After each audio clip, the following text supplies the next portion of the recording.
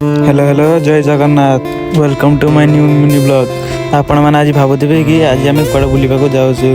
आज आम तीन सांग जाऊँ तारातारिणी बुलवाक। भंजनगर आसिक जलिया कर बाहरी पड़े आम तीन जन बाटर जाओ हठात आम दुईटा सांग भेटिगले आम 5 जन मिसिक तारातारिणी बुलवाक बाहरी पड़लु। 40 किलोमीटर गाड़ी चली चली हालिया लगे बोली दुकान को आसलु बोली ठंडा पानी पीवा खरा भी बहुत होता ना।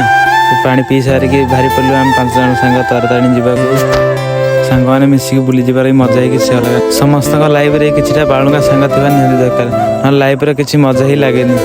एबे मैं आसिकी गाड़ी पार्किंग रे लगेगी बाहरी पड़लु माँ को दर्शन करने को। गला बेले हठात देखिलु कि कांथ जाकर कि गोटे सुंदर आर्ट करछि। सुंदर तो नुह भाई बहुत सुंदर है। आज बाइक रे जीवा इच्छा हेनी बोली भाविलु कि आज चली चली सीढ़ी रे जीवु।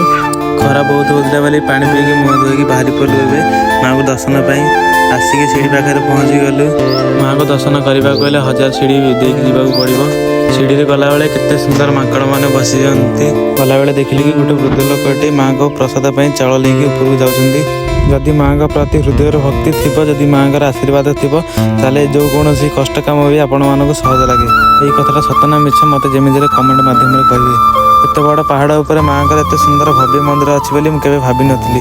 सतरे माँ का मंदिर एत सुंदर है जे माँ को छाड़ी केवे जावाक इच्छा हेनी।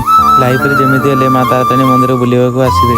माँ ठू मधुर माँ ठू बड़ ए दुनिया किए बा अच्छी। माँ ही एकमात्र मनीष कि तुम जिते दुख कष्ट थे भी तुम कहले तुम दुख कष्ट बुझीपारुची।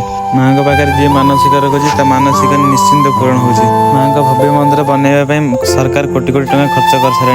माँ को जब दर्शन करने आसवे किसी न किसी दान करके जातु देखिए आपण मानसिक जमी माँ पूरण करेंगे।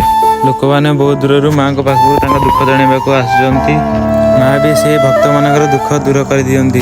समय भी बहुत होगा आम गाँ भी बहुत दूर माँ को ठारू। गला बेले सीढ़ी टे मस्ती करके आम माँ को विद्या नहीं गलु। मोर मिनी ब्लॉगटा केमी लगे कमेंट माध्यम जमी कहे टाटा।